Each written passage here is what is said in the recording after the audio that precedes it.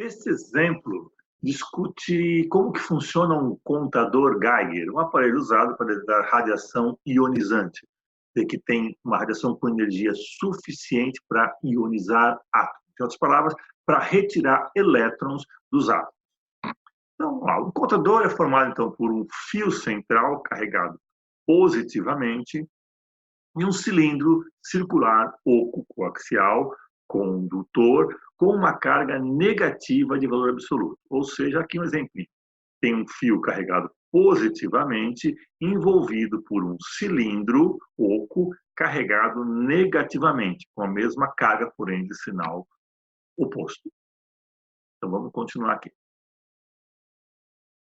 As cargas criam um campo elétrico radial de alta intensidade entre o cilindro e o fio, que contém um gás inerte e rarefeito e o fio. Uma partícula de radiação que penetra no aparelho através da superfície da parede do cilindro, que entra no detetor, ioniza alguns átomos desse gás rarefeito. E isso produz elétrons livres, que são acelerados na direção do fio positivo. Então, a passagem de uma partícula ionizante produz elétrons livres, os elétrons são atraídos para o fio positivo, porque aí tem um campo elétrico atuando nessa região interna do cilindro. Esses elétrons carregados estão dentro de um campo elétrico, então eles sofrem uma força. E como o campo tem uma alta intensidade, essa força é grande o suficiente para acelerar os elétrons que, ao migrarem para o fio central, colidem com outros elétrons do gás, produzindo assim mais elétrons livres. Todos esses elétrons vão até o fio, tá? E nesse processo a gente chama de uma avalanche de elétrons, tá? E essa avalanche de elétrons ela é recolhida pelo fio, gerando um sinal elétrico que é usado para falar, olha, acabou de passar uma partícula. Tá?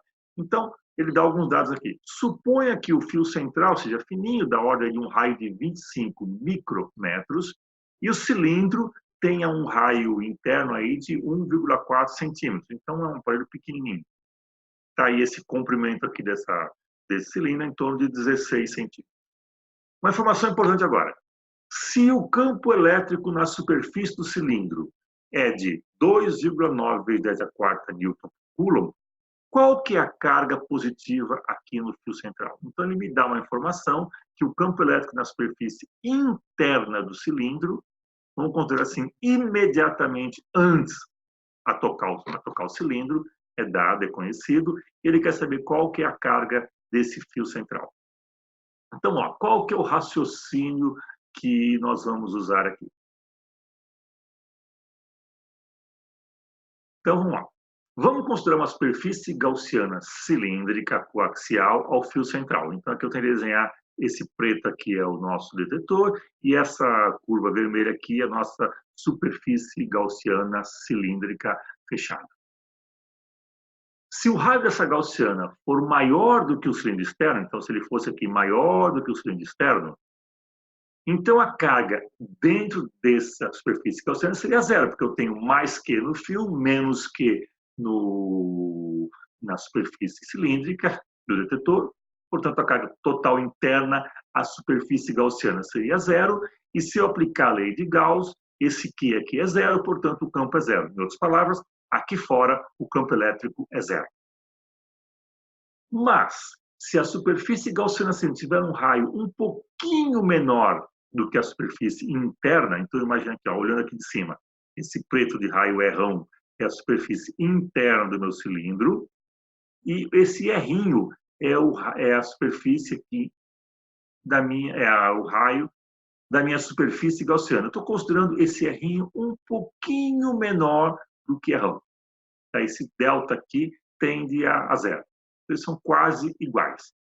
Então, vamos lá. Se a gente considerar a superfície gaussiana um pouquinho menor do que o raio interno do cilindro do detetor, podemos assumir que o campo gerado nesse ponto, imediatamente antes do raio interno do detetor, é praticamente igual ao campo na superfície, que é dado no problema, que é um valor que ele informa.